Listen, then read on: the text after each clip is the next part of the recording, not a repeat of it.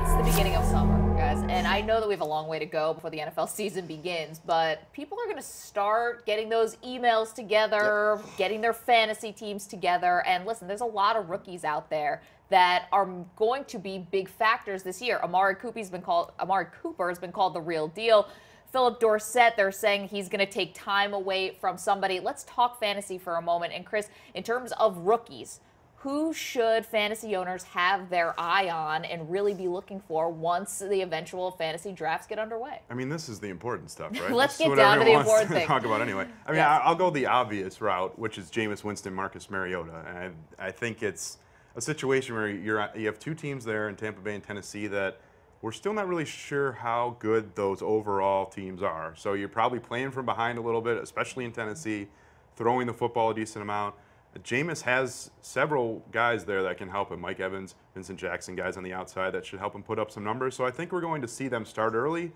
They were drafted to start early. They should put up, they're going to put up some interceptions. They're going to put up some bad games. But you'll also have, I think, some big games from them. So from a fantasy perspective, it'll be interesting to see sort of when people start jumping at them and picking them off the board in those drafts. All right, quarterbacks, always important. Doug, in terms of rookies, who do you think fantasy owners should have on the radar? I wouldn't touch Mariota with a 50-foot pole this first year. Really? He's got to adapt to under center, reading defenses, making line calls, and his targets are not great, and his offensive line is kind of a disaster.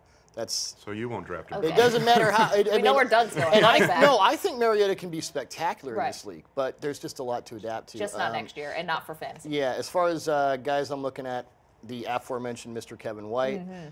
If you're in a point per reception league, I'd go heavy on Amari Cooper because it's going to be, Derek Carr doesn't throw deep, but there are a lot of 5-yard skinny slants in the Raiders passing game, and he's going to get all of them. Yeah. And then I'll go with Melvin Gordon. Chargers went 9-7 last year with a running game where the lead guy, Brandon Oliver, came out of nowhere. Nice undrafted story.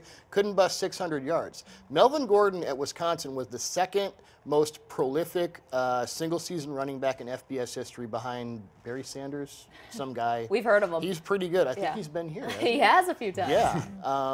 So I think, and the Broncos, some question marks there. I think Melvin Gordon could be a big fantasy play, and he could be the difference in the Chargers winning the AFC West. All right.